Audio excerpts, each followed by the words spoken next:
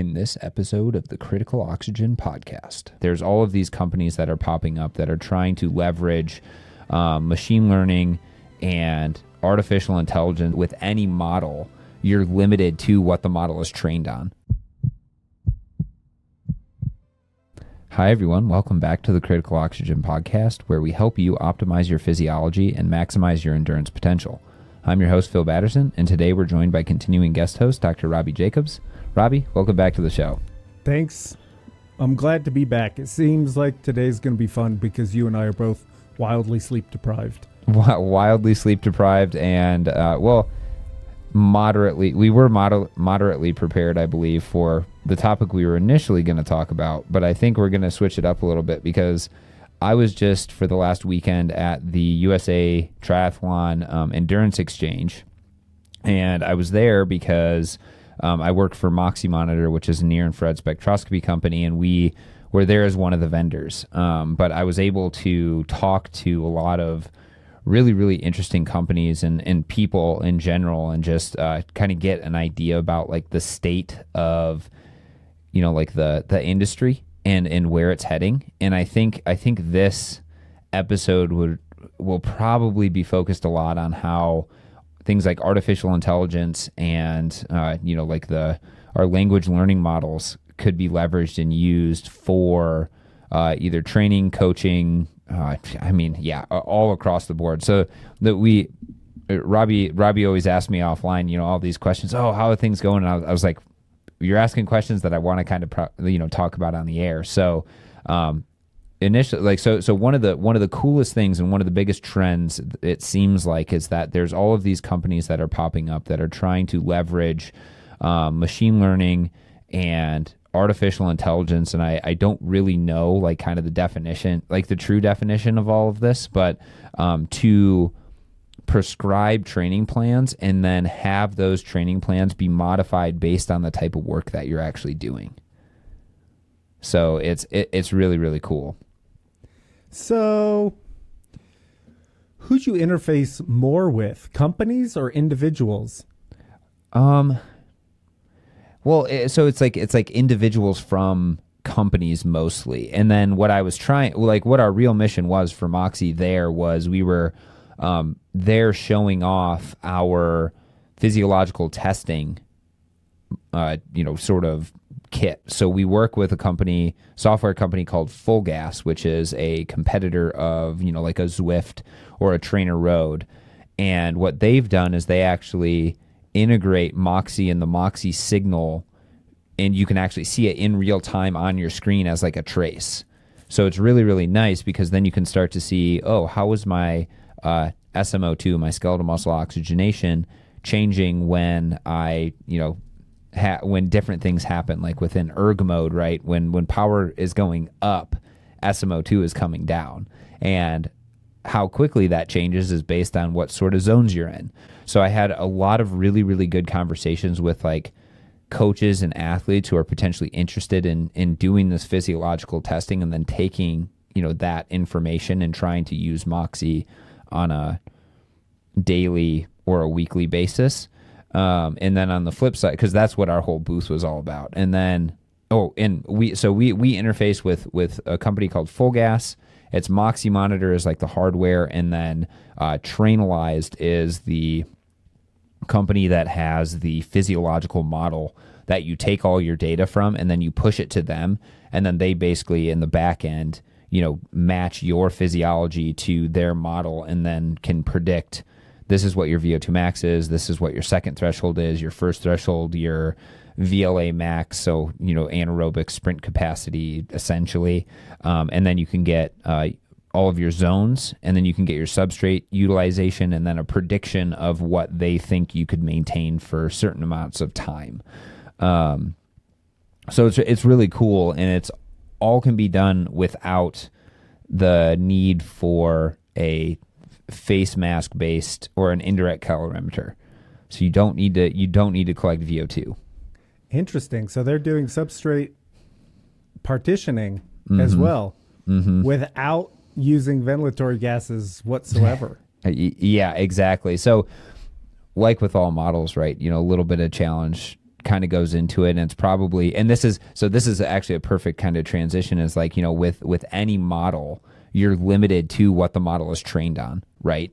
So for example, I'm not sure exactly what Trainalyzed or who Trainalyzed is tested, but I know they validated their model probably with a lot of their the German track cycling team and other individuals that have come into their lab and, done the testing with the Moxy on, with heart rate monitor, measuring, ventilatory gases and all of that. So that's how they can actually get substrate utilization, because they've done the same tests that you would be doing in your house, but with a mask on, 4 different individuals. So again, it's not going to be perfect, but the cost of one test is $70 compared to if you're fortunate enough to have a physiology lab in your backyard, it's going to be like $300 to $500 depending on what test you're doing.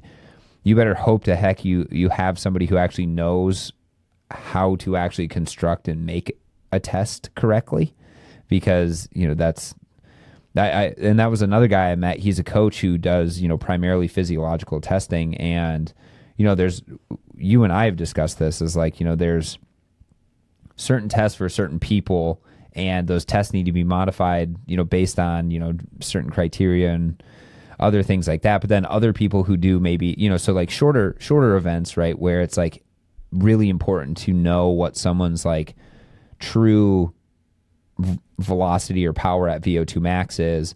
Other people who do hour long, 2 hour long, 3 hour long, maybe it's better to have like a longer test for them, so you can then detect their zones a little bit better.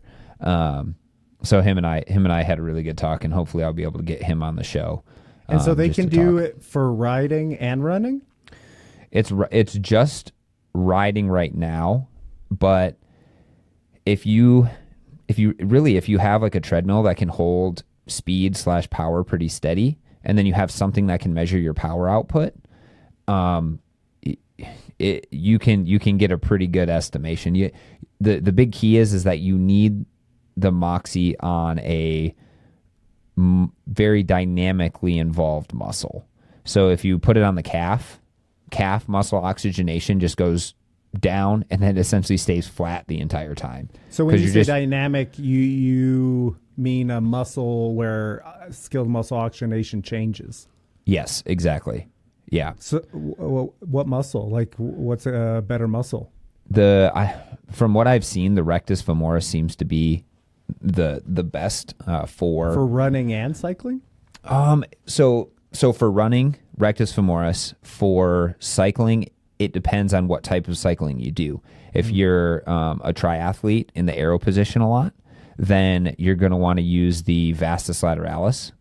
If you are a road cyclist or a mountain biker, then the rectus femoris works pretty well. And like the vastus lateralis for cycling works really, really well in most cases. So that's typically what I recommend people. And another cool thing is like we had a TV, and then we had a bike with a kicker set up, and we had people just doing tests during like the entire thing, and they were doing the test in Kona because FulGaz's whole thing is that they record all of like the Ironman courses and stuff, so then you can like go and ride the course without having to go and ride the course, because their big thing is that their physics engine is like the most accurate comparatively to like anybody else out there. So you could go to the Kona course and you could be like, well, I think the wind is going to be 32 miles an hour out of the east, and then so you could set that, and then you can also change your drag settings and other things like that, so that it's really wild. So that's kind of their big thing. But then Mike, who's the CEO of FulGaz, like got his hands on a Moxy at one point and was like, this would be really cool if we integrated this. So he integrated it, and then what he was doing with it is he was using it to pace a 30-minute like time trial, essentially, because he was a former pro cyclist, and now he's like a master's time trial cyclist. So, and it was crazy because like he would do stuff where he figured out where his low point was, which was about like, I think 8% when he was training a lot. So over the course of that 30 minutes that he was racing, he would try to get it to hit 8% right at the end. So like he has some graphs that he showed me that's just like, upon start, it goes down to like probably 15, might trickle up to like 20 because he's like warming up and other things like that. And then it's just 20 all the way down to 8%. And it's pretty impressive. So we were showing people that. We did a demonstration. Like we did a live demonstration of someone doing the test in front of everybody during happy hour, and we like kind of talked it through, which is like a little bold because, if there's any technical issues or like anything like that, you're just like scrambling. But our participant did really well, and it went really well. People started to kind of, I think, finally get it, because what I was doing is I was talking through like, oh, so what you're going to see is, when she goes up, 20 watts, it's going to, come down and level out, come down and level out. And then eventually it's not going to be able to level out anymore. So it'll start to trickle down very, very slowly. And that's when we know it's getting hard, because that's when you're above your second threshold. And sure as shit, like that's exactly what happened. And our participant was like 95 pounds. Like she's tiny, like 5 foot, 95 pounds. Roger's daughter? No, it was this woman that Mike knew who had a tri bike and, was just willing to be our participant. But yeah, so she's like super little. So in, like with erg mode, right?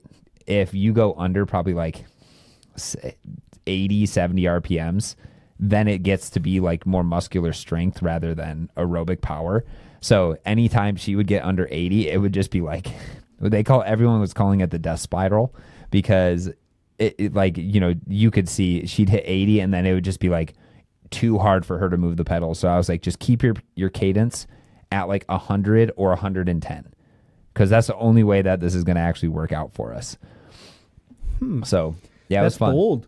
It's bold that you did it with a female participant, because I threw Moxies on some very, very fit females before, and it didn't even get through the subcutaneous adipose tissue. Mm-hmm. I think so. The way that we would position the Moxies, right, like in the in our previous tests and stuff like that, I don't know if that's the best to actually get the best readings. Because what I've been finding is, like, for me, if I went to the center, or actually if I just go like what would it be, 45 degrees from, like 45 degrees in the middle, and then am lower on my vastus lateralis, it works really, really, really well. But if I go if I go 50%, from like the top of the patella to the, the hip bone, or, however we used to do it, and then over to the side, it's not as good. So, it's one of those things in research, right, where we're like, well, we need the standardization of the positioning, but at the same time, like, the anatomy isn't the same for everybody. Like, some people are going to have a lot of fascia and connective tissue over one area, whereas if you just moved it down, say like 5 inches or so, you're going to get a really, really good reading. And then we had another lady, and I was a little skeptical at first that I was going to be able to get good readings on her, but then they were like absolutely beautiful. Like, she was like, it was like 60%. She did a sprint, it got down to 5%. And then during her ramp test, it got down to like, 10 or 15. So it was sweet. Yeah, it worked really, really well. Have you ever worked or played around with putting the Moxies over adipose tissue to look at the reverse? Like oxygenation, like the loss of oxygenation with intensity? I have not, but that would be an interesting, if you could actually detect changes, that would be super interesting, right? Because then you could start to say, well, this was the point where you started to vasoconstrict. And if, that would happen before or probably around where you hit fat max, if we're thinking about that. But I think with the Moxy, though, Yeah, I don't know. I'll have to ask Roger about that, because that would be really interesting to see. Because yeah, it's like for those of you out there, if you've ever done like a hard workout and you do have places where you have, excess, or not even excess adipose, just any adipose tissue, you notice that it gets kind of cool. And the reason for that is because you're actually shunting blood away from that fat to your muscles. So just keep that in mind, like next time you are working out or other things like that. It's like that's probably the reason why that area actually starts to feel cool, is because you actually preferentially take blood away from that area, and you take that and then push it more towards your muscle instead. It's really wild to observe how important blood flow is to heat dissipation, because you could be outside on a hot day and be working out, and you could feel those parts of your body that have kind of the most subcutaneous adipose tissue. Mm-hmm. And even on a hot day and you're working out, and those parts of your body will be cold to the touch. Yeah. It's amazing. So that's one of my, I've always kind of wondered. I would love to test it, and I'd love to know if you could have it on a muscle and on a kind of a fat store, and kind of see where it crosses. So another one, I don't know if I really think. I have a loose theory that I think critical power is achieved if you at the work. Let me say this.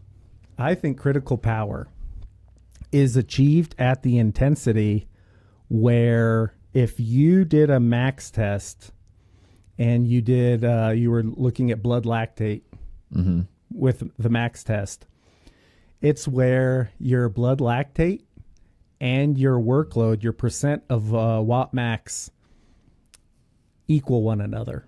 So where the percent of your maximal blood lactate and your percent of your watt max, where they both hit, which I think is probably around 70 to 75%, or in between 70 to 80, I'll say. Right. For most people. Yeah. It's weird because I have some data where I can look around 50% of watt max, and blood lactate is only around like 26, 25%. Oh, 25% of like max lactate that's measured. But at around a 15 to 20 minute all out test, both the percent of watt max and the percent of blood lactate max are the same. They're around 70, 75. Interesting. Yeah. Yeah, that's so this is the last thing I want to say. So if anyone's interested in actually doing one of like those physiology tests that I was talking about, the Moxy Trainalize assessment, I'll link in the show notes. But you can also find the link to those assessments on my Instagram. It'll be one of the two links that's on there. So and I think it's really cool because it finally kind of gives people the opportunity to do like a VO2 max test without having to go into a lab. And then that makes it more repeatable, right? Like you can do it every 6 months or so. And $70 every 6 months, like that's less than groceries. And you learn how your physiology is changing, how your zones are changing, and then potentially how your substrate oxidation is changing as well. And, coming off of, our discussion of like the your 2-hour marathon paper and all of that, it's kind of an important thing to be able to know at least your substrate and then your total caloric burn, during whatever exercise intensity it is. And I think it's also very useful for coaches. So that was one of the benefits of going to the Endurance Exchange, is that it was a lot of coaches. So it was good. So mostly coaches as opposed to athletes. Yeah, I think like it was like, it's like coaches, but then like the coaches who are still athletes, right? So how many people do you think were there? I think there's like, it was like 300 to 500. I don't know exactly how many. And, you know, from that, right, you know, it's like we only saw probably half of that. But the people Seemed that like you were there for a while. How many days were you there? it was a 3-day conference. So it was I guess you flew like a day or two in advance.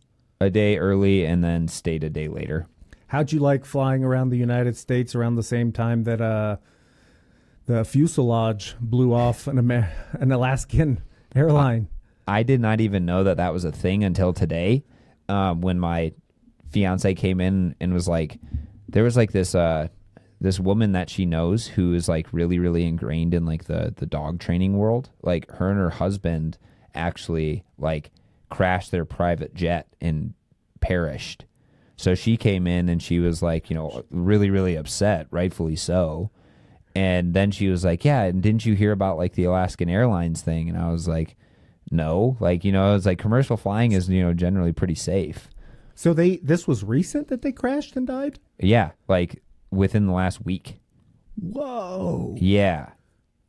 So, yeah, I have really, so really many quite questions. tragic. Like they have their own private jet and they're just dog trainers? Well, okay. What am I doing with my life? So I don't want to. I don't know if I can give away, you know, like talk too much to it, but essentially she's extremely successful in terms of she does like dog breeding, dog training. I'm sure her husband has, you know, a little bit of he must have done something, you know, pretty high up because he had they both had their pilot's licenses and stuff. And yeah, so she was a really big name in that, but she also just did like herding stuff, like, you know, with like sheep and like other things, and like, you know, just tons and tons of like, you know, business things that she's just an entrepreneur. I think that's really what it comes down to. A successful one at that. So, yeah. Would you be scared if you were on a flight where the fuselage blew off and you had to land? Well, you could just look like, yeah, you're look just looking over out and see outside the plane. Yes, that would be pretty terrifying. I was and I maybe this, you know, because there was one flight that I was on that there was a lady who was like, or a stewardess who was like, flight attendant. That's what they're called, right? You have to apologize for. I'm going to apologize for Phil. He was born in the 1950s. Yes, yeah, that's why my name is Phil. I actually got the old man award when I was on my junior college cross country team. Well, you were kind of the old man there. I was 24 and I was running with, you know, 17 and 18-year-olds. They got me a walker, like for like the awards. And they like, yeah, so that, but yes, so the flight attendant, she was very much like, you know, the captain has put on the, you know, fasten seatbelt sign, like, please sit down. And then people would be like, oh, I have to go to the bathroom. She's like, no, go sit down, right? Like, I don't care if you have to go to the bathroom, like, stop. But yeah, so I had no idea. I was just kind of in my own little world watching the Michigan win the national championship. So it's that was pretty cool. That you got to see that. I didn't know that you'd be flying back. I mean, how many years has it been since they've 26? And do you remember that one? The only reason I remember it is because my older brother was going to the University of Michigan at the time, so he had like all the clippings and like all that sort of stuff, and like I think him and my dad both gave me some of them from, you know, that long ago, but I don't remember like watching it or anything like that.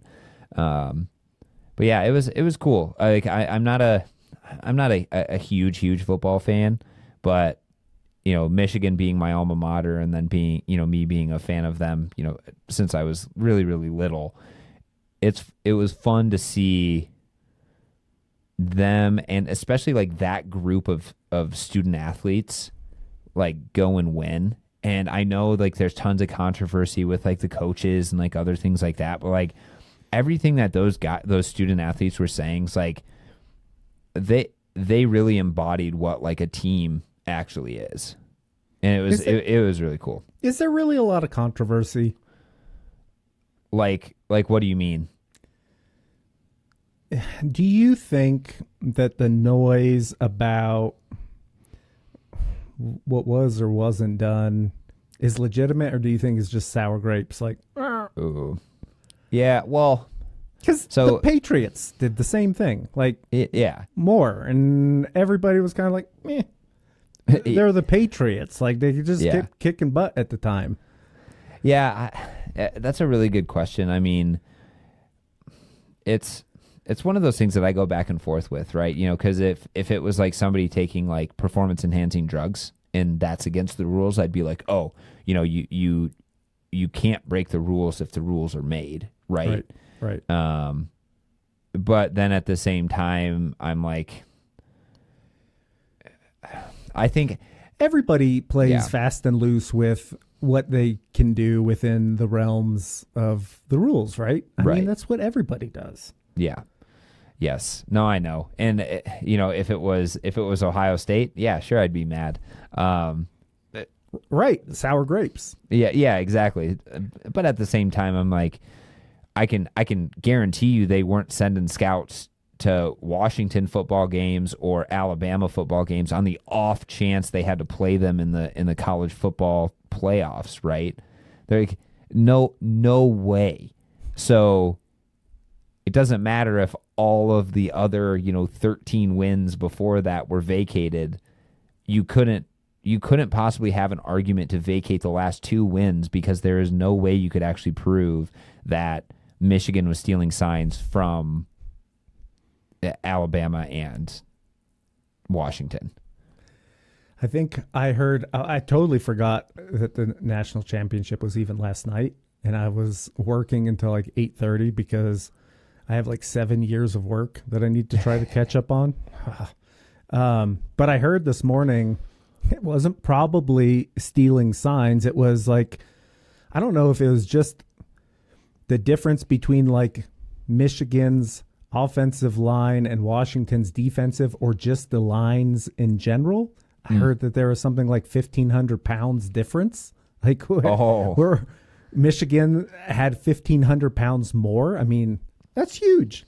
That's really huge. You could see it. Like Michigan's run, like they had the most rushing yards. And sorry if we're boring everybody with football talk when this is supposed to be an endurance podcast, but they're champions, right? Yeah, we were talking about champions. Yeah, exactly. But yeah, so that's why, most likely, and like the offensive line, is like blocking really, really well.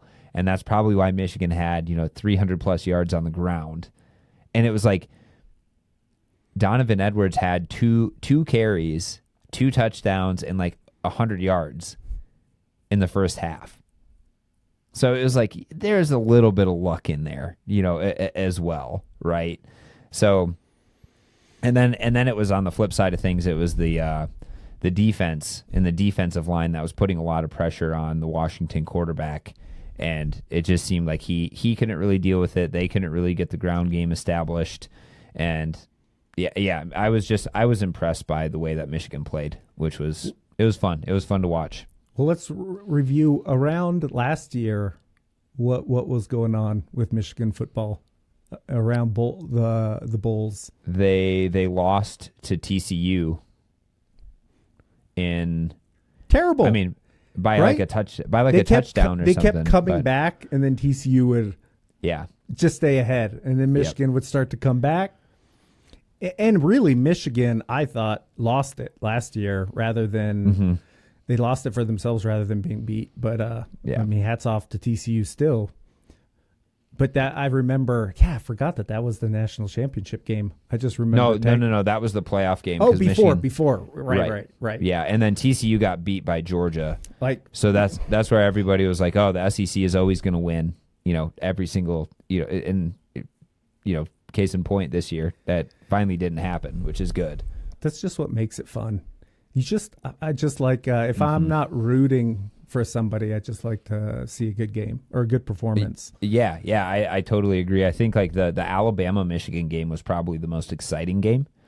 And then this one was like, Oh, there's a little bit of drama because, Washington scored going into halftime, and then, like they could have scored again and tied it up right after halftime because they deferred to the second half. And then Michigan stopped them. And, it was one of those things where it was like, okay, that could have really, put some pressure on. But then Michigan, like essentially just like kept chipping away. And then it was, I don't even know what the final score, like 34-10 or 34-17, maybe 34-13. Yeah, 34-13. So Yeah. you and your older brother went to Michigan, and your dad has worked for Michigan State. Yeah. His entire career. Not his entire career, but Michigan State was his PhD, or where he did his PhD. I believe he did his undergrad and maybe master's. I don't know if he did a master's degree, but he did his undergrad at Western, I believe. And then there was a point in time where after his PhD, he got a position down in at the University of Florida. So I remember you telling me that. So he went down to the University of Florida for probably like a year, maybe two, and then came back when there was an open tenure track position at Michigan State. But then he worked at Michigan State for almost 30 years. And yeah. Does it hurt his heart? No. You and your older brother? No, he's he understands that the University of Michigan has a better engineering program than Michigan State. So when I was kind of like going back and forth, he was like, no, you need to go to Michigan for engineering if you want to do that and if you get in, because it'd be kind of silly if you didn't. I think it's like Michigan's like top 5 in the nation in mechanical engineering. So that's how do they even gauge that? I have no idea. But I know, but it's like, MIT is number 1. And then, I don't even know who the other. Well, top 5, that's pretty big, actually. Then, yeah. So he was like, you can't turn down that opportunity. And I will tell you this, like going to a football game where there's 110,000 people in the stadium is something you don't get to experience very often, if ever. So that was like when I went to Oregon State for my PhD. Everyone's like, "Oh, you should go to some football games and stuff." I was like, "Nah, it's like a high school game went? comparatively." No, really. I also that was the time that I just like was so focused on trying to like just finish up, like my PhD and do other things like that I was like, I don't want to spend my afternoon or a day going to a football game. So and at the time Oregon State wasn't that good. They got pretty good this year and then the previous year, but yeah, even then I was like, nah. Yeah, see, I have no idea what that's like, because I was either at Colorado State, where, I mean, they had a decent team when I was an undergrad, but decent for Colorado State. I mean, we beat CU, University of Colorado. Right. Which all I really cared about, I guess. But I never really got into it all that much. It would be, I think, super fun. Mm-hmm. But the cool thing is with Michigan, you could go to football or basketball. Yeah, or hockey. Hockey was really big. Oh, really? And we were pretty good too. Yeah, I went to a couple hockey games. Those are fun because they're like, they're an hour, 2 hours long. So and you're not sitting outside. You're in a cold ice rink, but like you just wear a jacket. And the people who like hockey are really into hockey. So Totally. like you go and it's like it's loud, it's fun. All of that. The basketball team when I was there was really good. So we actually drove down to the Final Four in Georgia and got to watch the Final Four, or Michigan play in the Final Four and the final. And then I think they got beat by Louisville in the final, which was a bummer, but it was still fun. The conference you just came back from, was it a conference? It was a conference, right? Yeah. It was a coaches conference essentially. Oh, but it was, wait, what was the title of it? It was Endurance, right? Endurance Exchange. Yeah, so there's probably not a lot of coach from team sports.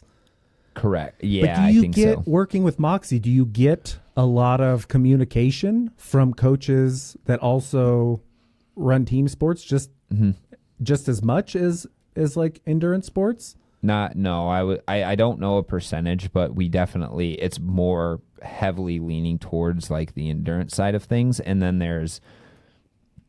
I've worked with, like NFL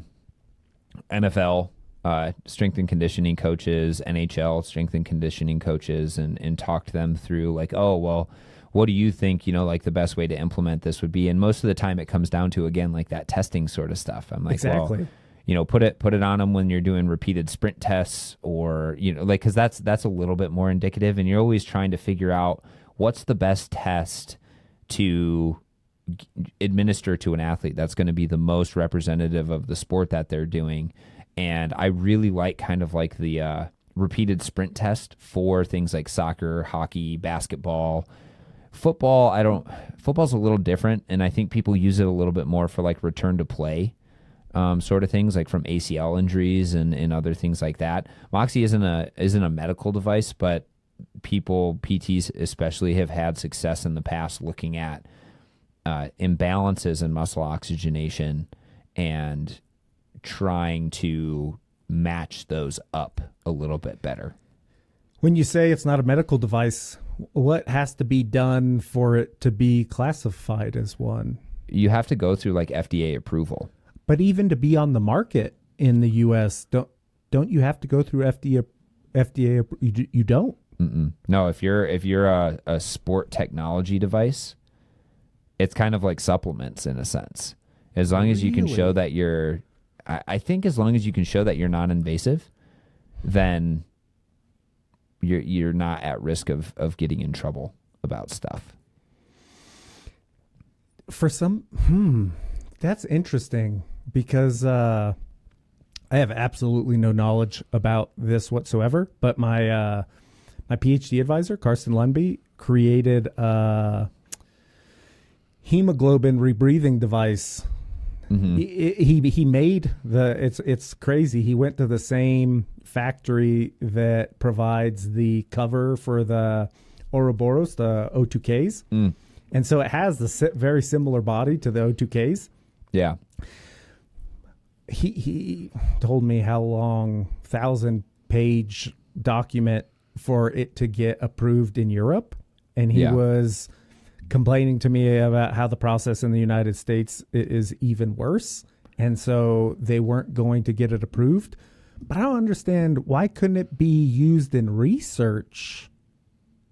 So if Moxy doesn't have to be classified as a medical device and you can use it in research, why couldn't he still sell it in the United States, not as a medical device, but just use it in research? Well, probably because he's administering like carbon monoxide, which is very dangerous, right? Lethal. Whereas Moxy, lethal. Whereas Moxy is just shining near infrared light into your muscle, which is, a lot different in terms of, But I think, so I think it depends like what the device is intended for, what sort of chemicals and other things like that, because then it's still on the responsibility of the researcher to then get it through the IRB and be fully open with like what it is. And I remember when you were submitting my IRB, you said, oh yeah, this is a medical device. And then they kind of freaked out about it because they were like, no, I said I was going to compare devices, and they freaked out about it. Oh, don't say that. Do not say that. Because in order for you to compare devices, exactly. That was a problem. Yeah. Okay. Yeah. I just remember, there's like little things, right, that you have to kind of be savvy to. And then, but yeah, I think that's one of the reasons why Moxy has kind of had such popularity in the research realm, is because it is non-invasive and it is validated. Now people can just take it and use it, and they don't have to worry about, I'm not taking a muscle biopsy, so I don't have to get approval or training or other things like that to do it. When Matt and Sean were teaching me they never taught me how to do muscle biopsies. We were talking about it, and they were like, do you know who taught us? It were the MDs who were at, the respective places. And then they're like, who taught the MDs? The PhD students. Yeah. Well, so I literally watched Matt Hickey and Ben Miller teach Matt. And so I guess I don't know who taught Sean, but I literally, I was in the room for one of them. Yeah. Where they were biopsying my leg. Yeah, see, that's like people, when I do tell people, I'm like, yeah, like this is totally non-invasive. Like, but what we've done in research in the past is you have to take a muscle biopsy. They're like, what? Yeah. You know, and then that's where people are like, oh my gosh. This is a good time for me to do my public service announcement. So muscle biopsies, they obviously are invasive. I've had 10. I've given 5 samples from each one of my legs. If done correctly, which is most of the time, the thing that hurts the worst is the anesthetic, the topical. Yeah. You know, I guess it's not topical. They just, it feels like a little bit of a bee sting.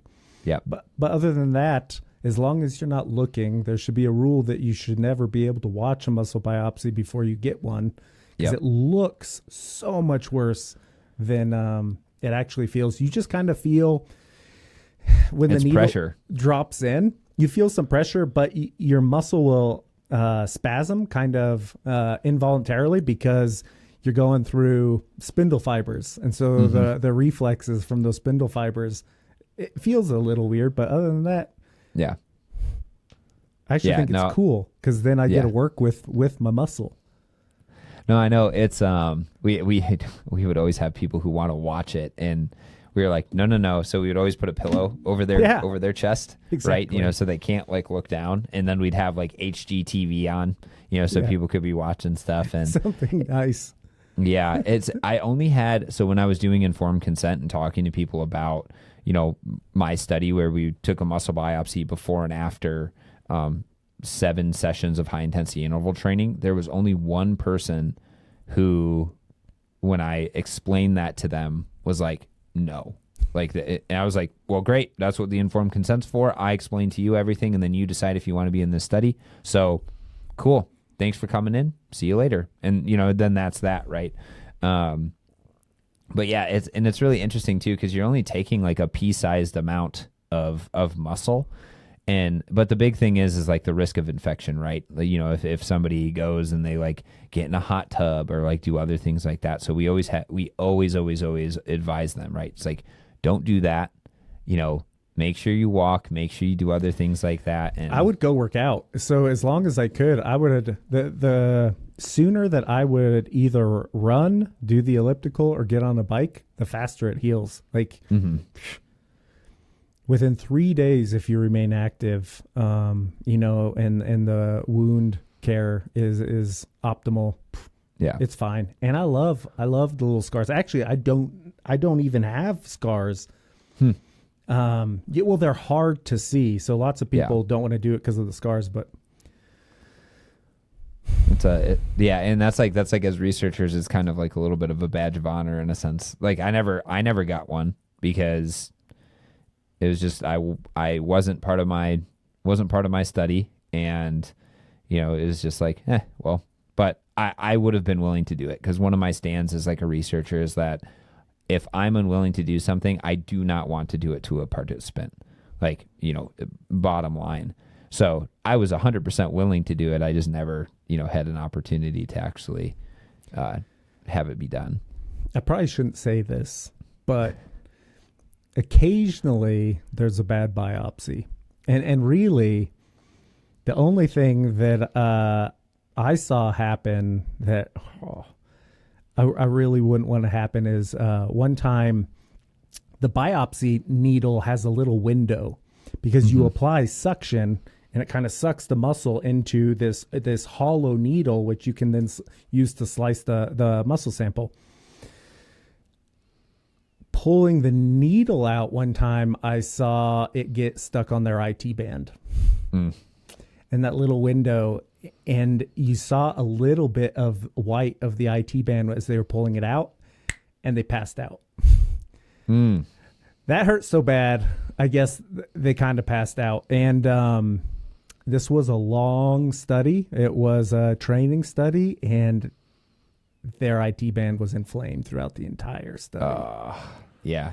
And, you know, but that's the thing, is there's always risks of with everything, anything, for sure. Right? And that's where I think people, as researchers, we are always trying to be as straightforward, as upfront with people as possible. And so that's the whole point of the first 3 hours that you meet, with a researcher. If they're not doing that, then they may not be doing things correctly if you're a volunteer, but they should be reading you and telling you to a T exactly what is going to happen to you during the entire study and allow you to ask questions and informed questions. That's why it's called the informed consent, because you're supposed to be informed on what the study is and then make a decision based off of that. And even once you make the decision, it should be clear to you that you can back out of a study with no ramifications at any time.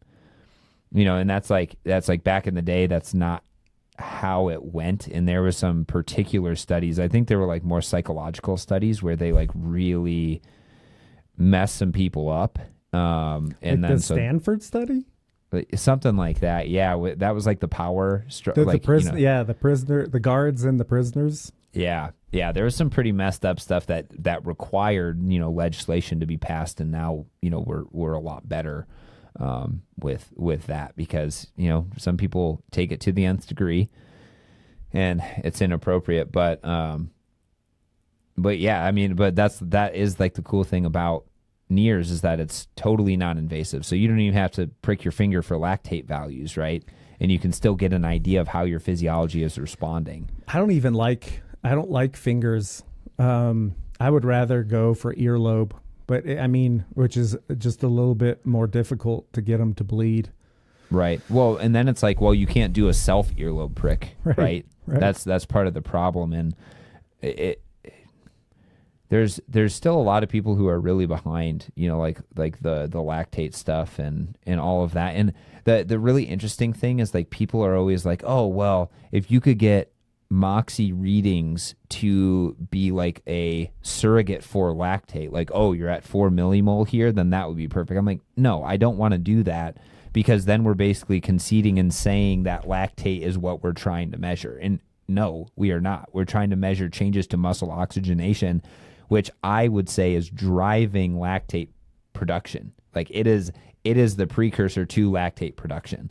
So, like, that's just me, and I'm sure a lot of people don't have that, same stance. But that's when Moxy, when you just started your master's in Moxy, and we had just got Moxys, and we were comparing what devices to get. There was one device that it was marketed as a lactate analyzer, even though it was obtaining the measure through NIRS. And I was like, well, why do you want to get rid of the value that I think may be more important right, to try to predict lactate values? Well, because it makes it more accessible, like graspable for people, right? Because they've used lactate, right? I know. So that's kind of the upward battle that we're trying to fight right now. But the cool thing is you do have like softwares like FulGaz that are allowing you to visualize the chart in real time, and then you can start to get an idea. I always tell people it's more about the slopes than the absolute values, because people will be like, oh, does every single person always end on the same low point? It's like, absolutely not. You get some people who, and this is, I don't know if you said it on here or offline, but sometimes you get people who can't desaturate below 60%. And that's most likely because there's a couple different things, is that they're not recruiting that muscle area well, or their mitochondria just aren't robust enough to actually extract enough oxygen. Or on the flip side of things, maybe their capillary density is just absolutely through the roof, and they're just like, dumping so much oxygen that no matter how much their mitochondria can use, they're, fully saturated the entire time. So there's nuances to it, but I tell people to look at the slopes, because that gives you an idea of how your muscle is actually responding to the load, or your physiology in general. Are you delivering more oxygen than your muscle needs? Are you matching it, or are you delivering less oxygen than what your muscle needs? And then from there, you can start to get a loose idea of, I'm, kind of, if we're talking a 3-zone model, I'm in zone 1, zone 2, or zone 3, just based on the slopes. And that kind of gives you a really good starting point. But, people want the numbers. They're like, oh, like, because we've heard 2 and 4 millimolar or 1.7 to 1.9, I don't know. And people are like, oh, there must be a number, right? There must be a number that is like the maximal oxygen saturation, or for the them zone there 2. is. Yeah, for every individual there is. And there was a study that was written that was like, oh, can you use Moxy or NIRS values to determine zones? And then they just did numbers, and the numbers are like the standard deviation of the numbers are like 20, and you're like, case in point, like, it's not like, your second threshold isn't happening at 40%. It's, 20 to 50 or something along those lines. So you need to do it individually for everybody. So you said that at this conference, what you really came away with was just the influx of AI dominance kind of on the vanguard of what is going to be offered for endurance athletes and coaches, right? Yeah. So, like, how? I mean, you mentioned machine learning, but how are people looking to capitalize on AI and these large language models now?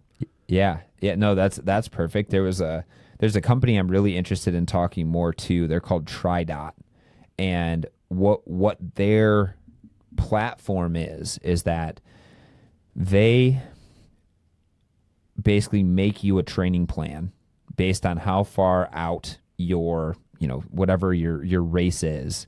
And then from there, their whole goal is to prescribe you the correct intensity and the correct volume of training in order to get you to the starting line healthy and, hopefully pretty fit. So I talked to their CEO. I talked to one of the product owners who's a PT, really awesome guy. And it's crazy. The way that it actually kind of works is, well, and I don't know the whole story, but basically the way that they were saying it works is they started with, have you heard of the Jack Daniels VDOT calculator? I think so. Yeah. I think from you, actually. Yeah. So you put in a 5K time, a marathon time, whatever it is, and it gives you your VDOT, which is your VO2 max, estimated VO2 max. And then from there, it gives you, this is your pace for your easy runs, your hard runs, your easy, moderate, and hard runs, essentially. So what the founder did, and I'm hoping that I have a better conversation with him so I can get a little more granular details. What he did is he extended that from just running to biking to swimming, and he essentially made like a dot calculator. That's why it's called TriDot. Is he really focused on the training stress, like what is the training stress, and then from there, and this is something he said that I love. He's like, yeah, whenever you're exercising harder and harder, the fatigue per intensity is exponentially high. So what they're trying to do is they're trying to balance the right amount of stress with the right amount of stress with the right amount of recovery. And then again, that should ideally help you perform as best as you possibly can.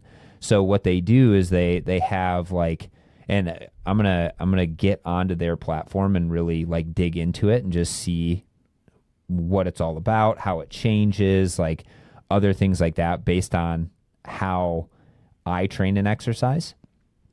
And then, but one of the things that I kind of see as maybe let's take a step back. So then they also use like, they call it physiogenomics. So like they take your 23andMe stuff and all of this. And the cool thing about like big AI machine learning is that you get hundreds of thousands of data points because you have 100,000 users on the platform, and then each one of them uploads their 23andMe, and then you track their stuff over time. You put it into your machine learning algorithms, and then the machine learning algorithms spit out what it finds, but then you can also ask questions to it. So you can say, hey, I think For short course racers, VO2 max is super important. What do you think? And then it's going to be like, crunch all the numbers, do all that sort of stuff, and then spit out, this group of individuals, if they did VO2 max training, improved their FTP by this much, whereas if they just did threshold training, they improved it by this much. So you can like get really, really good at like asking those questions that a lot of the times within research, we have N of 30 for humans, maybe 60 if you're lucky. or if you're in the biology department and you don't know anything about human studies, you just ask, oh, why not get 1,000? And you're like, well, that would take years, to actually do that. So they're able to basically, get a whole lot of data in aggregate and then use their machine learning algorithms to kind of point you in the right direction. A few things that, another thing that they do is they can also like break it down by age and gender and altitude and all this other stuff. Because again, it's just the power of big data. Like if you have all that data and you have the ability to actually look at it and make a semi-non-biased or take a semi-non-biased approach to it, then you can start to get an idea. Oh, well, male athletes who are 55 to 60 years of age have a tendency to do better or stay more compliant or have higher increases in FTP if they do this, right? So then you can start to apply that sort of, those sort of changes to training, the training plan for those individuals. So it's all super interesting. I think, again, though, my biggest thing is that like the machine and the AI is only as smart as what like your initial inputs are. So if you make assumptions that are actually incorrect, then you might steer people the wrong direction. I'm not saying that this is what TriDot is doing. This is just what I get concerned about because, it's like for example, like, so Roger, who's the CEO of Moxy, was telling me there's like this machine learning software that was trying to identify dogs and wolves. And it was really, really good at identifying dogs and wolves until the background changed. Because when they were training it, every single wolf picture had snow in the background. Oh, snow.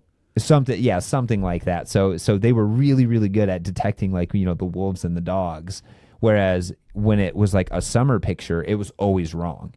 So then once they retrained it, then it was good, right? So those are just the things though. It's like one of my questions is like, well, if you don't have any physiological data going into your model, which could be, like this is like just across the board, then how do you know what's really moving the needle on, like, you need an explanation for why, and then you need an explanation of like, is your performance actually improving? Like, so what's your measurement of performance? Is it the race? Is it, some sort of repeated performance that you do throughout your training? Like what is it? And then how do you actually figure that out? So yeah, it's cool. It's cool, but I think like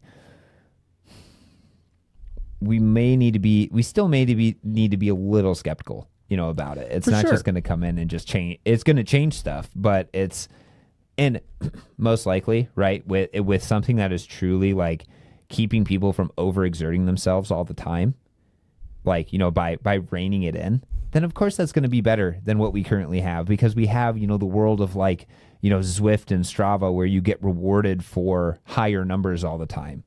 Whereas, I'm using TriDot just because I talk to them the most, but TriDot actually has a compliance score for all of their workouts. So it's how well do you actually adhere to the workout, not how fast did you go. So if they prescribe to you if they prescribe to you zone 2 training and that requires you to have a heart rate of 130, if you went and you did the training at 145, then you're going to get a training score that's like, 20%. Whereas if you hit 130 the entire time, then you're actually going to get it like 100%. I'd be terrible. Just yesterday when I was riding, I was like, I'm going to do a low intensity day. I have very, very few of those. And all it takes is somebody drafting off of me for 80% of the course, and then at the last 20% I see them trying to take off. I'm like, you ain't getting a free ride. And so then I will slam them if I can. And so then my low ride turned into a race. My low intensity ride turned into a race. I know. All the time. It happens all the time. I have a problem. Well, that's why I like doing my workouts and stuff a little bit more in isolation. Like, right. I don't like being part of a team. I don't need to be part of a team. I don't like to, make it more, put it on my social media. I don't need to do that. I don't do that either. But it's just, I don't know. It's just, and even when I go out and run outside, I swear I'm built to run on a treadmill, because when I'm outside, there's a distance, and I just kind of inherently know you start at A, you finish at B. If I run faster, this is going to be done quicker. Get done faster. Yes. Yeah. No, I know. So when I'm on a treadmill, it's more like a time, right? I tend to run a certain amount of time. Right. I know. And I think, if we're talking like from that perspective, like that's where indoor training can be really, really useful, is because you can, especially on a bike, right? Or, a treadmill too, you can dial in the intensity really, really exquisitely. Oh, yeah. Yep. Whereas when you're outside, and this is like, I've talked to so many cyclists now who are just like, oh my gosh, I am so fit coming off indoor training season that I'm just like, crushing all of my workouts when I get back. And then at the end of outdoor training season, I am a fraction of what I used to be. And like, well, why couldn't you just train inside all year then? And everyone's like, but that's not, I think especially with cycling, like part of the allure to it is like you get to go see cool places. You get to have like the wind blowing in your face, other things like that. And it's the same with running, right? It's more fun to be outside on the top of a canyon rim, bombing down a hill, other things like that. But I'm part of me is like thinking about like, oh, it'd be really cool to just do a complete training cycle, like of cycling just fully on FulGaz, and do like kind of my outdoor rides as just like, free rides on courses. And then my erg mode indoor rides, like those would be more like my workouts and stuff like that. So I've been kind of debating back and forth, like what that looks like and how that would change. But here's another thing that like we still, especially within even like the AI world, or even within like the Zwift world and in the FulGaz world and stuff, like everything is just a fraction of FTP.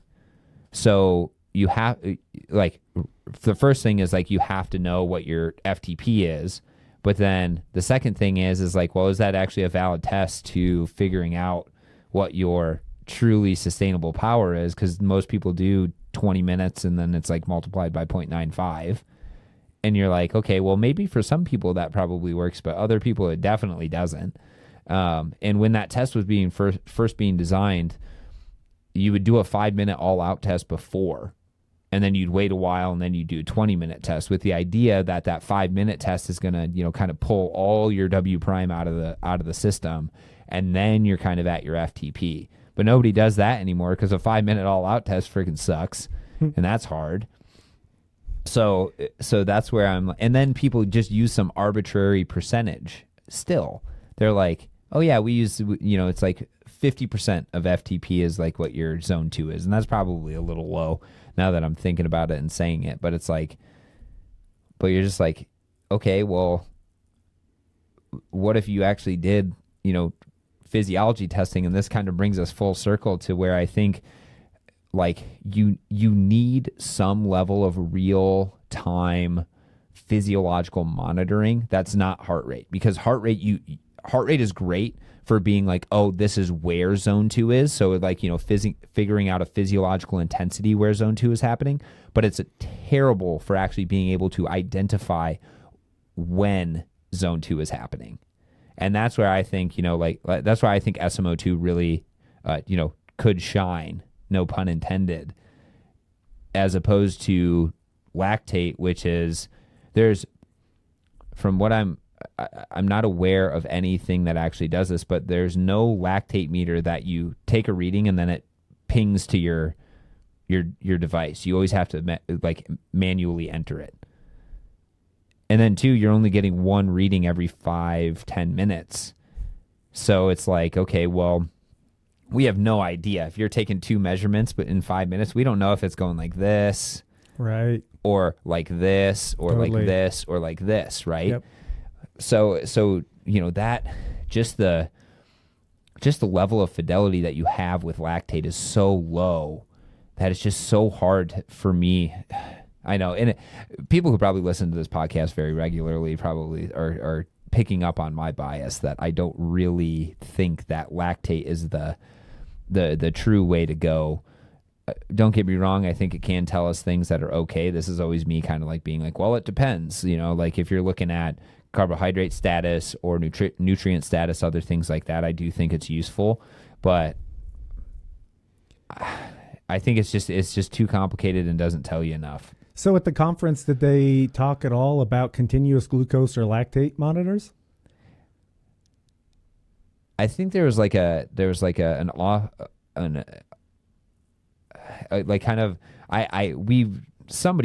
I was with asked them or asked another coach or something like that, and they're like, yeah, that doesn't exist. Like even with like those like big teams and stuff. Really? Yeah.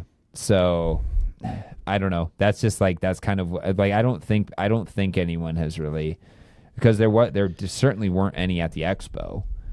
And I don't think but then you have to think too, if someone really did come up, like create a continuous lactate meter, you're going to have measurements of lactate in the interstitial fluid, not from capillary blood. So that's going to change the readings right there. And then we don't, and then everyone wants to use, like exact values. Well, it's not even supposed to be capillarized blood. It's supposed to be arterialized blood. It's supposed to be arterial blood that you're getting lactate values for. And so that's why they heat up the hand. The heated hand method? Okay. The ear and the hand. It's called capillarized blood, which is supposedly representative of arterialized blood. Yeah. So you're not even getting where you want from. But let's assume, right, that the lactate values are legit. Something like a continuous lactate monitor would be beneficial. It'd be so much better than these one-time measures like every so often. Yeah. It would be like, eventually what's going to happen is people are just going to have patches all over the backs of their arms and stuff because they're going to have their glucose, their lactate, I don't know, maybe sweat? Sweat, fatty acids. Maybe like temperature? So, that's like that. We're starting to get into like the cyberpunk 2077 sort of stuff where people are like, implanting like, all this crazy stuff and like becoming more cyborg than human. But I've even heard of a strain gauge around your thoracic cavity to get some measure of pulmonary input. Mm-hmm. There's a t-shirt company that does that actually. Have you ever tried it? Have you ever used it, or do you know anything about it? No, I've spoken to some coaches who have used it, and they actually really like it because they're like, yeah, I get all my pulmonary measures. Like, you'd get VE, which is a combination of tidal volume and breathing frequency. So in order to determine VE, you have to know both because somebody could be breathing shallow but be breathing more rapidly, or they could be breathing really deep but breathing less rapidly, right, to maintain VE, which is minute ventilation for those of you who are unfamiliar. So they're like, well, yeah, if I know that, and I kind of get an idea of, muscle oxygenation or how much demand is at the muscle, then why would I need VO2, right? In a sense, I still think you need a combination of VO2 and VCO2 to then get substrate oxidation. But there's also companies that are starting to come out that are like, there was one guy who I was talking to who has a company that's like, it's like a $500 like portable metabolic device essentially. And I have no idea how good they are or anything like that, but they measure both VO2 and VCO2, and so then you can get RER from it, and it's like the size is like half the size of a Moxy, so it's like half the size of a Moxy, and then it goes on this like really really terrible looking face mask. So yeah, there's that, and again though, like they're I don't even think they're fully out to market yet. So damn, put that Moxy back up. I haven't seen the newer models. Even that's super small compared to the ones I have. Yeah. Roger's working on version 5.1, version 6. What version do I have? Do you know? Probably 3, Moxy 3. Wow. The ones that plug in. 3s, huh?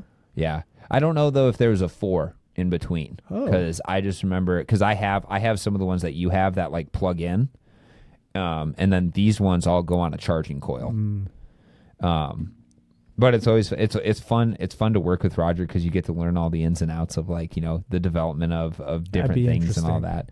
Yeah. He was telling me all about it. I won't go into detail on the podcast, but yeah, it's just like simple things that you have to think about, that really make like a world of difference. Or for example, for it, like he's looking into like how to charge it better.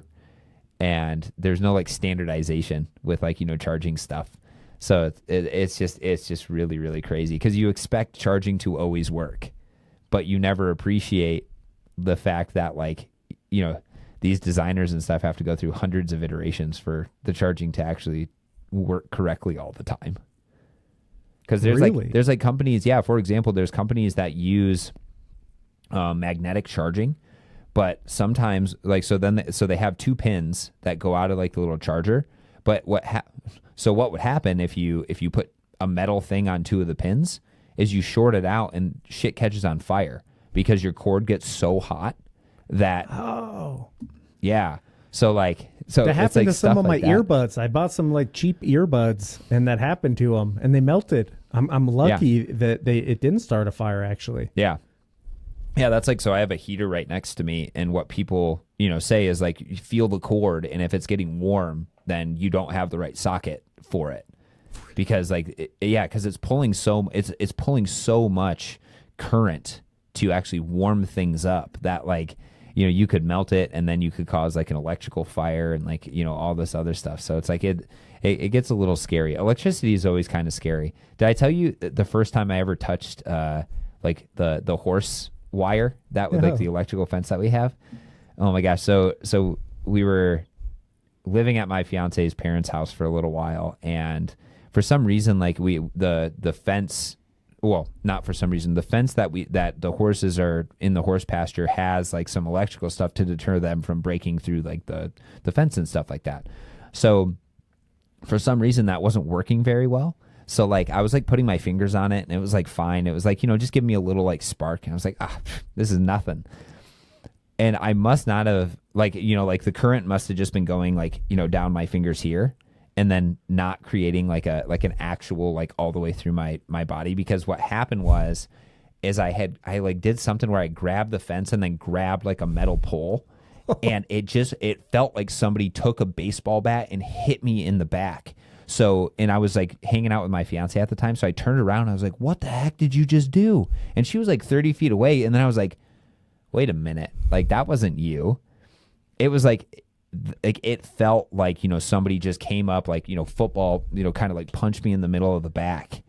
And then all the adrenaline came, and then I was like, oh boy. So not recommended. Do those work with horses? Because I was on a horse that rode through a fence, and guess what? They didn't like push through it and they're like, oh, it's electrocuting me. They broke it. Like they just boom. I think if they break through it, then it's kind of moot. But if they're like standing close to it and they're like, trying to reach over and they touch it, oh yeah, they go bucking and snorting and farting all the way across the pasture. It's pretty. I feel bad for the horse, obviously, but like it's still pretty funny, their reaction, because when they do start bucking and stuff, they fart a lot. Really? Like, yeah. So my inner child gets to laugh a little bit. That's cool that you get to like become familiar with horses. I've never been familiar with a horse. Are they're super smart animals? Are they kind of similar to dogs? Like personality wise? They're still prey animals, so you can't move super fast around them, at least the horses we have. But yeah, I mean, they'll come up to you, like they love like, like getting like the scritches under the jaw and stuff, but they're like as tall as you. So you're like, it's a little intimidating.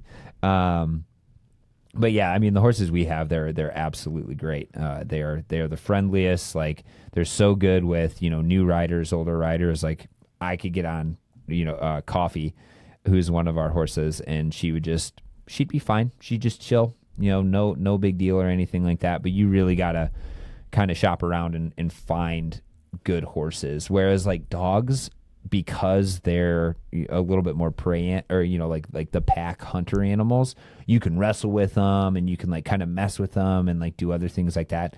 You can't do that with a horse. But what about cats? Cats are even more predators than dogs, and you can't do that with them. They'll beat you. Yeah, I don't know. They'll beat on you. They will. They for sure will. Yeah, I don't know. We don't have a cat, but Michaela really wants one, and I don't want to get a cat right now. I know what you should do for the pod. We should have a competition between you and Coffee. A horse and me? Yeah. What's the competition? We find a distance. At what distance does it become a competition? Because eventually, at right? what distance can I actually beat them? Yeah. Yeah. Well, what's interesting is like, so Michaela went riding she did 7 miles or something like that, and it took her like 2 hours. Ha. But I guess she was probably not pushing it, right? Yeah. I don't really know. I think it also is like how fit your horse is too, because they get fat, especially if you feed them too much and all of that. So they can really slow down and have a tough time. But yeah, that would be kind of interesting. I think my fittest, right, can beat an unfit horse, an unfit dog. But as soon as you train, like our boy dog Thor, like he can go forever. He'll go on like he'll go on an 8-mile horseback ride, but the entire time he's going out, back, out, back, out, back. So he's doing double that, and then he'll come home and he'll still be ready to go. So you're just like, all right, dude, like there's no way. I remember the dog behind me in the painting, Kira. She has since passed, but when she was like 13 years old, now granted I wasn't super fit at the time, but she could smoke me, and she was ancient. She was elderly, and it's just so amazing. Yeah, especially like, so Michaela's mom was a musher, and really? So she's like no formal background in exercise physiology or stuff like that, but like when her and I drink a little bit during holidays and then I start asking her, I'm like, oh, so how did you train the dog? She's like, well, some of the dogs were really good with doing like a lot of, kind of like higher intensity stuff. Other dogs were really good at like lower intensity stuff, but needed less rest. And then you self-select for all this stuff. I'm like, holy crap. Like she actually understands, kind of like how to select for the correct animal for the endurance, race she wants. And I think it would be an awesome podcast just to get her on at some point and just have her, have us drink a little bit and have her talk, or have us talk about, all of like her stories, and then how she was one of the best mushers in like the country for a little while. And so she's done the Iditarod then, right? I don't think so, because that's like super expensive. and really challenging to do. But she did some 200-mile races and stuff, like really long ones where you'd go overnight. And she has some stories of her like getting lost in blizzards. And like, I think, so if anyone gets this far into this podcast and would be interested in me getting my fiance's mom on just to talk about kind of like the physiology of dog training or of, like sled dog racing, let me know, and I will try to make that happen at some point. Cause that's something that I've been thinking about. I think it would be super fun. But yeah, so just, I'm just going to switch gears back to the AI stuff again. Is like, I think the company that's going to be the most successful with AI is going to be the one that adopts, not only because there's other AI companies out there that use like the critical power model, right? And then they try to iterate based on, how close to your power were you, your FTP, a critical power, whatever it is, and then they adjust according to that.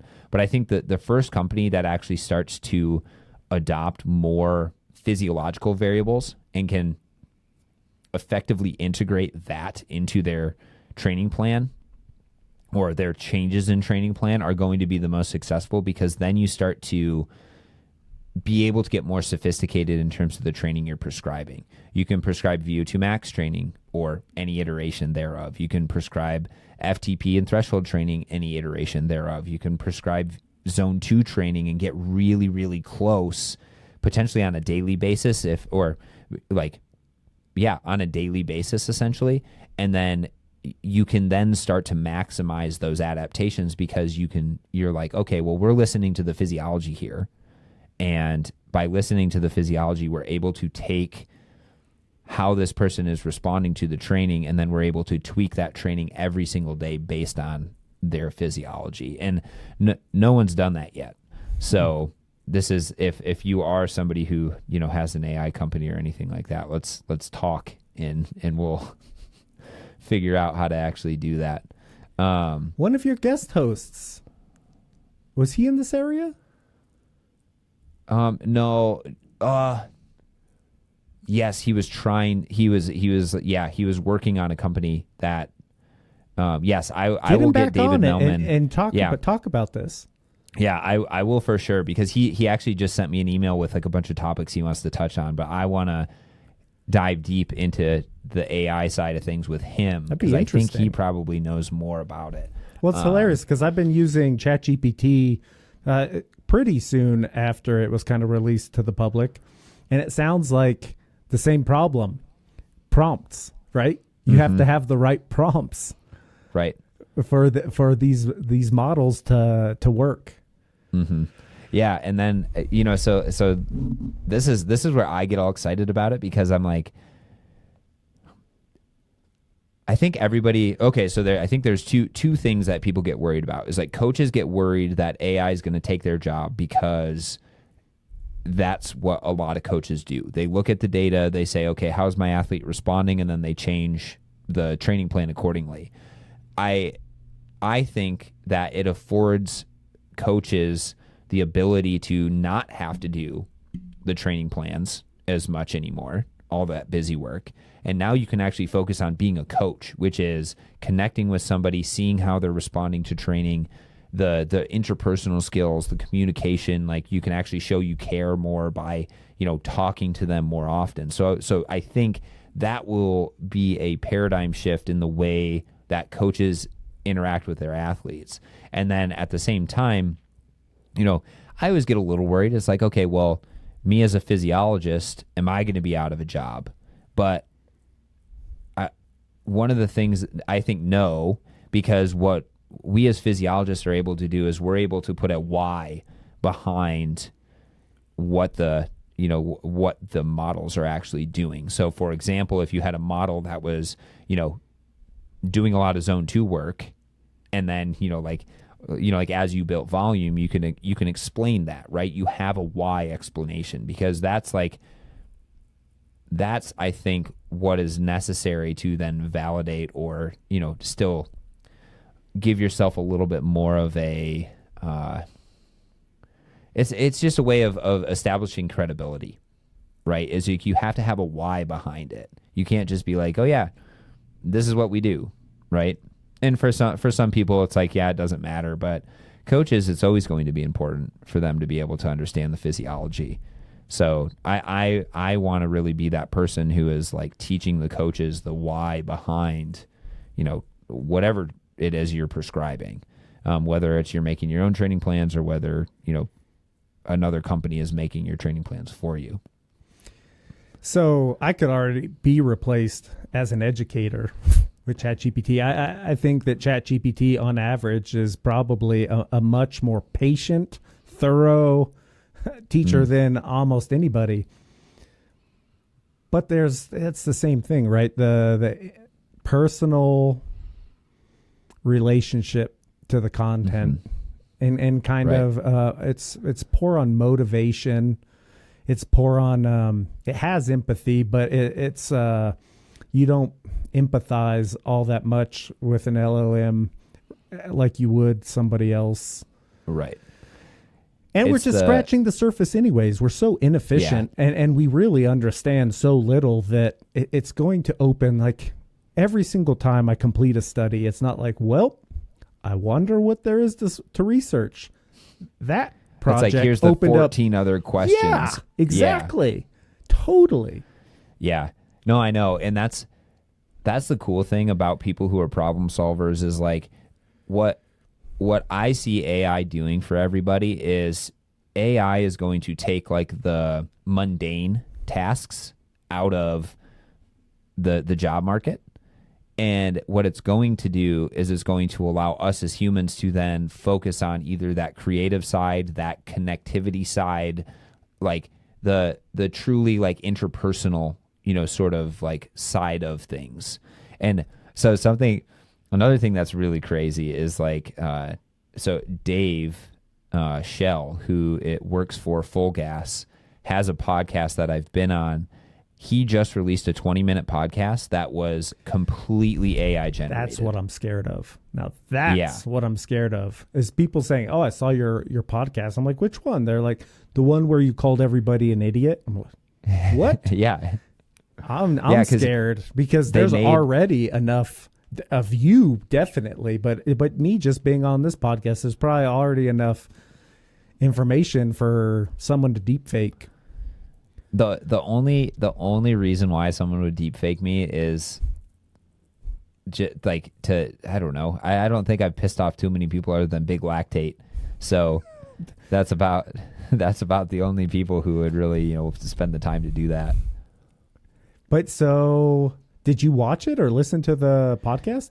I haven't yet, but I'm going to because I'm interested to hear, because like they trained like the audio with audio clips of their voices. Right. And then they made the script and then they basically, then they submitted pictures and stuff like that. Yeah. And, you can still kind of tell because the mouth looks a little weird and like other things like that, but it's freaking wild. Like, but again, even if that were the case, like there's still room for me then to go teach my stuff in person, right? Do seminars, do other things like that. So I think it's just an adaptability question, not like I'm going to be I'm going to be obsolete question. Right. Because that's what I think people do get worried about.